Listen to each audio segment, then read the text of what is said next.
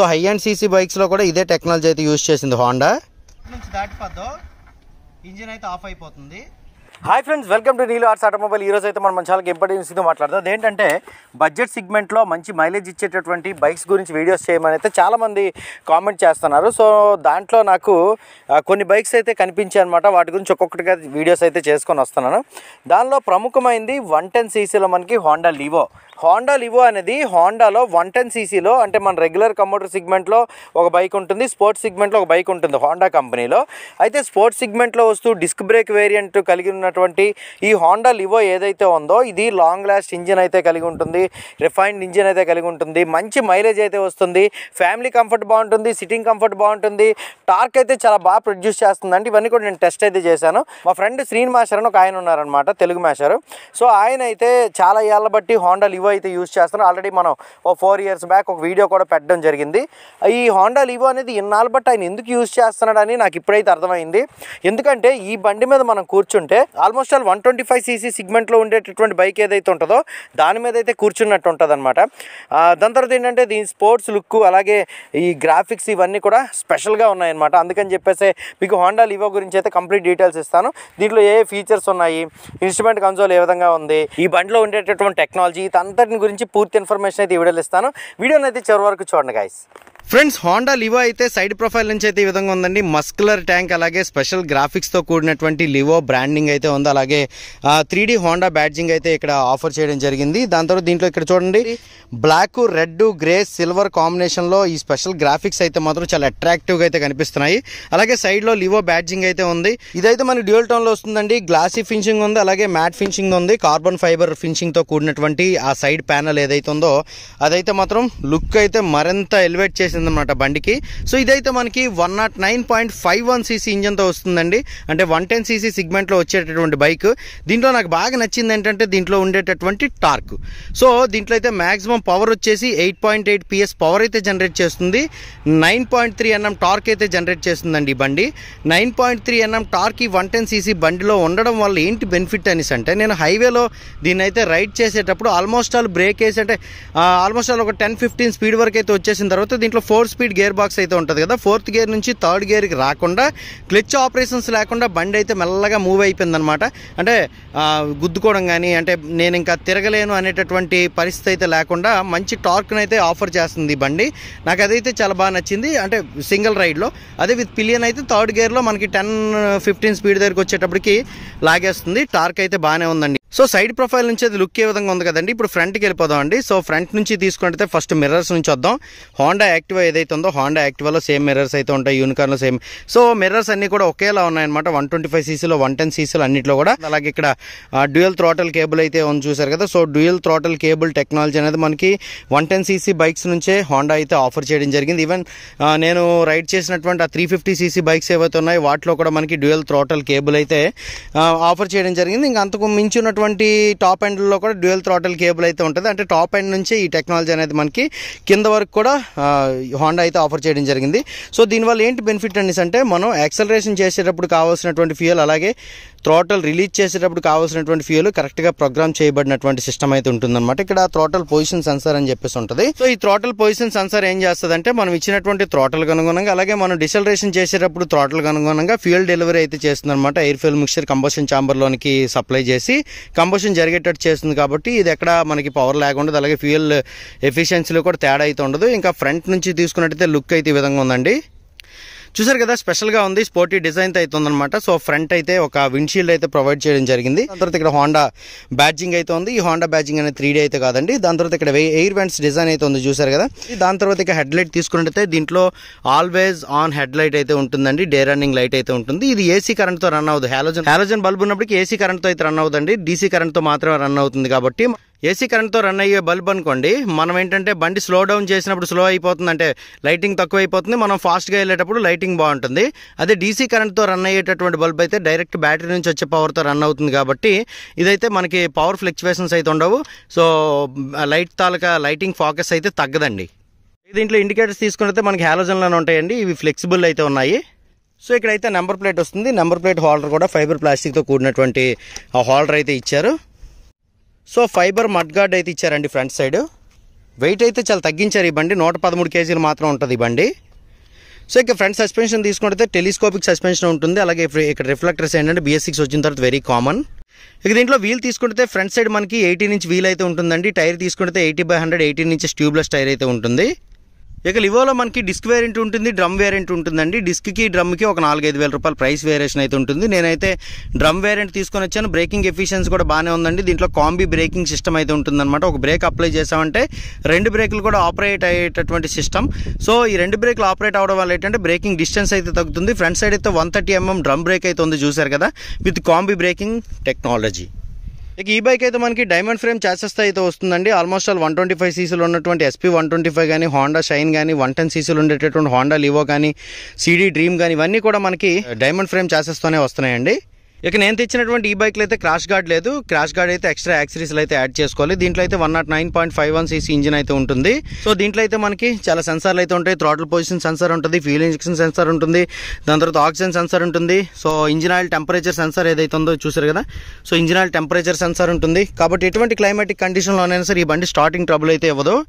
బండి స్టార్ట్ అవ్వడానికి, బండి స్టార్ట్ అయిన తర్వాత రన్ అవ్వడానికి కావాల్సినటువంటి సెన్సార్లు అన్నీ కూడా దీంట్లో పుష్కలంగా అయితే ఉన్నాయండి. దాని తర్వాత side stand engine cut off sensor అయితే ఉంది. దాని తర్వాత దీంట్లో సెల్ఫ్ స్టార్ట్తో పాటు కిక్ స్టార్ట్ కూడా అవైలబుల్ ఉందండి.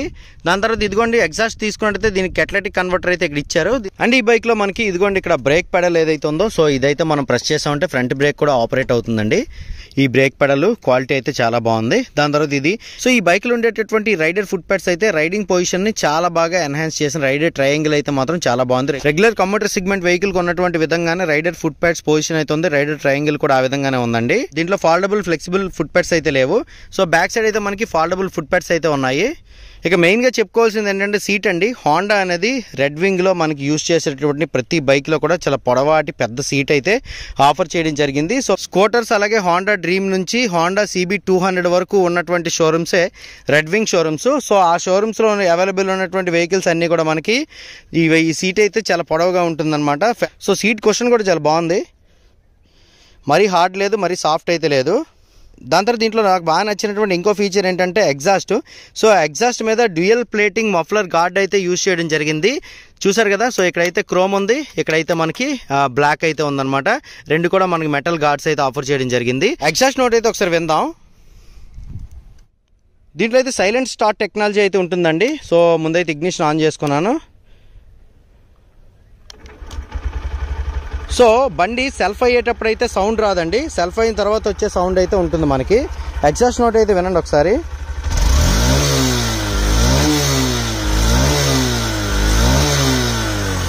సో దీంట్లో అయితే మనకి రిఫైన్డ్ ఇంజిన్ అయితే ఉంటుందండి. సో హోండా అంటేనే రిఫైన్డ్ ఇంజిన్ కదా. దీంట్లో బ్యాక్ సైడ్ సస్పెన్షన్ తీసుకుంటే 5 స్టెప్ అడ్జస్టబుల్ అయితే ఉంటుందండి. హైడ్రాలిక్ సస్పెన్షన్ అయితే బ్యాక్ సైడ్ ఉంటుంది. సో ఇదైతే మీడియంలో అడ్జస్ట్ చేయబడింది. మీకు ఇంకా సాఫ్ట్ కావాలంటే ఈ గాడిలో పెట్టుకుంటే ఇంకా సాఫ్ట్ ఉంటుంది.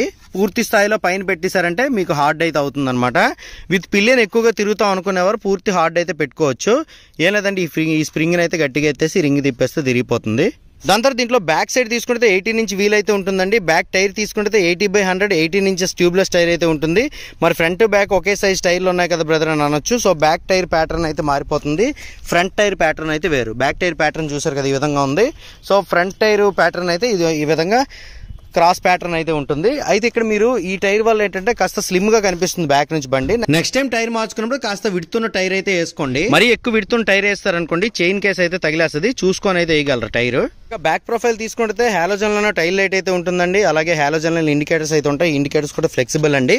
ఈ రెగ్యులర్ కమ్యూటర్ సెగ్మెంట్ అనేటప్పటికి లేదంటే మనం విలేజెస్ లో అక్కడిక్కడ తిరుగుతాం కాబట్టి మనకైతే ఈ ఇండికేటర్స్ దేనికైనా తగిలినప్పుడు ఇరిగిపోకుండా ఉంటుంది ఈ ఫ్లెక్సిబిలిటీ ఉండడం వల్ల.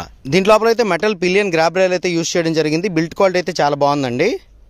ఇక లెఫ్ట్ సైడ్ కన్సోల్ తీసుకుంటే ఇదిగోండి ఇక్కడ శారీ గార్డ్ అయితే ఉందన్నమాట. శారీ గార్డులో అయితే మనకి ప్లాస్టిక్ అయితే యూజ్ చేయడం జరిగింది. ఇది ప్లాస్టిక్ ఉన్న సరిపోద్ది, వెయిట్ అయితే తగ్గించి మైలేజ్ పెరిగేలా చేశారు దీన్ని.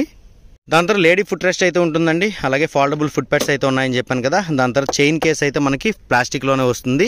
క్లోజ్ చైన్ అయితే ఉంటుంది. దీంట్లో చైన్ మెయింటెనెన్స్ అయితే చాలా తక్కువ ఉంటుంది. గ్రీజ్ అప్లై చేసుకోండి, చైన్ లైఫ్ ఎక్కువ వస్తుంది. దీంట్లో సెంటర్ స్టాండ్ అయితే ఉంది, అలాగే సైడ్ స్టాండ్ కూడా ఉంది. Side stand engine cut off switch కూడా ఉందండి. సెన్సార్ కూడా ఉంది, side stand engine cut off sensor అయితే ఉంది.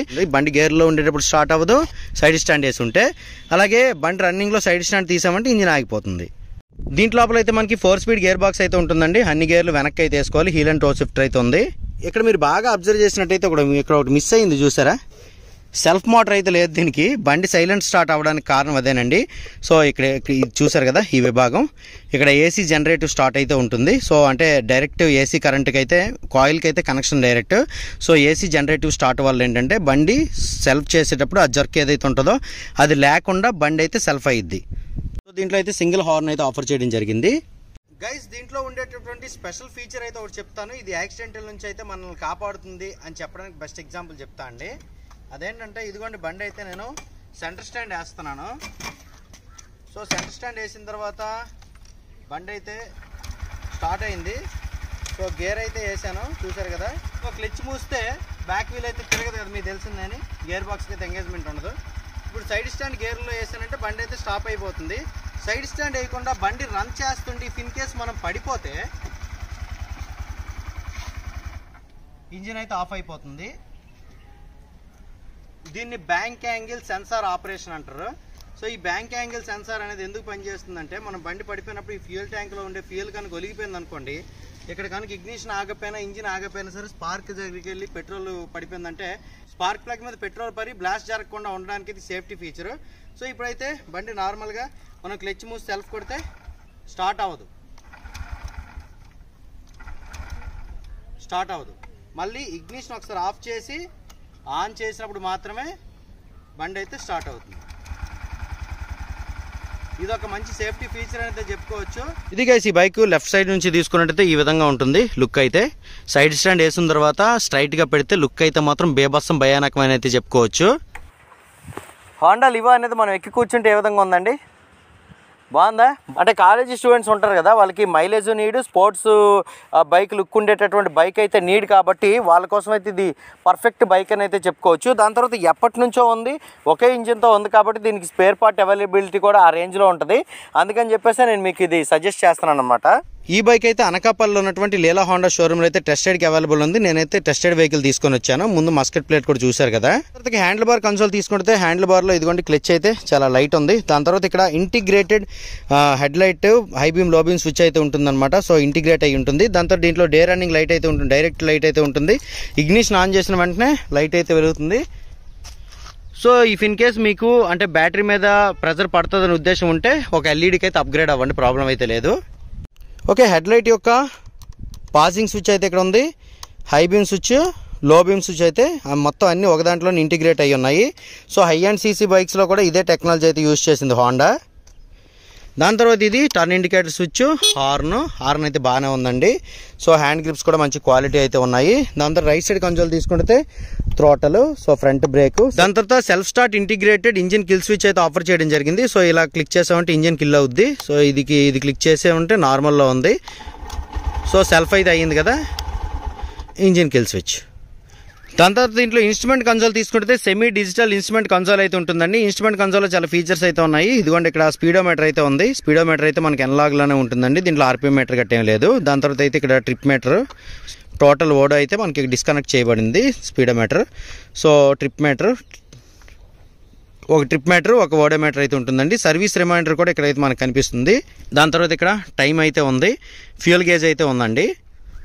గైస్ నాకు తెలిసి ఈ బండి అయితే మాత్రం 65 నుంచి 70 మైలేజ్ అయితే ఇస్తుంది అనుకుంటున్నాను. మీ లివో అనేది ఎంత మైలేజ్ ఇస్తుందో కింద కామెంట్ సెక్షన్ తెలియజేయండి. గైస్ ఈ బైక్ అయితే మనకి 9 లీటర్ ఫ్యూయల్ ట్యాంక్ కెపాసిటీ అయితే వస్తుందండి. మనకి మైలేజ్ బాగానే ఇస్తుంది కాబట్టి ఒకసారి ఫుల్ ట్యాంక్ చేసుకుంటే లాంగ్ రైడ్ వెళ్ళేటప్పుడు కూడా మీకు అయితే ఇబ్బంది పెట్టదు. దాని తర్వాత దీంట్లో మనకి డిస్క్ వేరియంట్ తీసుకుంటే 114 కేజీలు ఉంటుంది. డ్రమ్ వేరియంట్ తీసుకుంటే 113 కేజీలు అయితే ఉంటుంది. వెయిట్ కెర్బ్ వెయిట్ కాబట్టి మీరు ఈజీగా మాన్యూర్ చేసేయచ్చు. సిటీలో కానీ ఎక్కడ కానీ మీరు ఈజీగా మాన్యూర్ చేసేయచ్చు. దాని తర్వాత దీని యొక్క సీట్ హైట్ తీసుకుంటే 790 mm అయితే ఉంటుందండి. 5'6", 5'5" హైట్ ఉన్న వారు కూడా ఈ బండిని అయితే ఈజీగా మేనేజ్ చేయొచ్చు. ఆ హైట్ అయితే వారికి తగ్గట్టు అయితే ఉంటుంది. దాని తర్వాత దీంట్లో మనకి 163 mm గ్రౌండ్ క్లియరెన్స్ అయితే ఉంటుందండి. 163 mm గ్రౌండ్ క్లియరెన్స్ కాబట్టి విలేజ్ రోడ్లోన పెద్ద స్పీడ్ బ్రేకర్లు వచ్చినా సరే మీకు కింద తగిలేకుండా వెళ్తుంది అనమాట జాగ్రత్తగా. గైస్ ఈ హోండా లివో అనేది మనకి టోటల్ 4 కలర్స్ లో అవైలబుల్ ఉందండి. అథెంటిక్ బ్లూ మెటాలిక్ కలర్ లో అయితే ఉంటుందండి. ఆ బ్లూ కలర్ అయితే ఎక్కువ మంది కొంటా ఉన్నారు, చాలా బాగుంటుంది. దాని తర్వాత బ్లాక్ కలర్ అయితే ఉంది. బ్లాక్ మీద రెడ్ కాంబినేషన్ చూసారు కదా, ఈ బైక్ అండి అది. దాని తర్వాత మ్యాట్ యాక్సిస్ గ్రే కలర్ అయితే ఉంటుంది. మ్యాట్ యాక్సిస్ గ్రే కలర్ అనేది ఎప్పుడు చూసినా అదే రంగులో ఉంటుంది, అంటే మనకి కలర్ ఫేడ్ అవ్వడం అయితే ఆప్షన్ ఉండదు దాంట్లో. దాని తర్వాత రెడ్ కలర్, నా ఫేవరెట్ అయితే రెడ్ కలర్. మీ ఫేవరెట్ కలర్ ఏదనేది కింద కామెంట్ సెక్షన్ లో తెలియజేయగలరు. మరి ఇన్ని ఫీచర్స్ ఉన్నటువంటి బైక్ ఒక ఆన్ రోడ్ ప్రైస్ ఎంత అనుకున్నారు? 97,000 రూపాయలు డిస్క్ వేరియంట్, 93,000 రూపాయలు, 92,000 చేంజ్ అనేది డ్రమ్ వేరియంట్ ఉంటుంది. నేను చెప్తుంది ex showroom road tax insurance కలుపుకొని ఎక్స్ట్రా యాక్సరీస్ ఇవన్నీ కూడా యాడ్ చేసుకుంటే కాస్త అయితే పెరుగుతుంది. మన అనకాపల్లిలో ఉన్నటువంటి లీలా హోండాలో అయితే మీరు బెస్ట్ డీల్లో ఈ బైక్ని అయితే క్రాక్ చేయొచ్చు. దాని తర్వాత టెస్ట్ రైడ్ కూడా లీలా హోండాలో అయితే ప్రతి వెహికల్ కూడా అవైలబుల్ ఉందని మీకు టెస్ట్ రైడ్ ఇస్తారు. ఫీచర్స్ అన్ని కూడా చూసుకోండి, రైడ్ కంఫర్ట్ చూసుకోండి, సస్పెన్షన్ చూసుకోండి, సిట్టింగ్ కంఫర్ట్ చూసుకోండి, బ్రేకింగ్ ఎఫిషియన్సీ చూసుకొని అయితే మీరు ఈ బైక్ని అయితే పర్చేస్ చేసుకోగలరని అయితే మనవి. సో ఈ బండి మీలో చాలామంది వాడుతుంటారు కదా, మీ బైక్ ఎంత మైలేజ్ ఇస్తుంది అనేది కూడా కింద కామెంట్ సెక్షన్లో తెలియజేయండి. సో ఈ వీడియోని అయితే నేను ఎక్కడితో ఎండ్ చేస్తున్నాను. ఈ వీడియో మీకు నచ్చిందంటే లైక్ చేసి మీ ఫ్రెండ్స్తో షేర్ చేయగలరు. నీలో ఆర్ట్స్ ఆటోమొబైల్ యూట్యూబ్ ఛానల్ అయితే సబ్స్క్రైబ్ చేసుకోగలరు. అందరూ నమస్కారం, థ్యాంక్ యూ.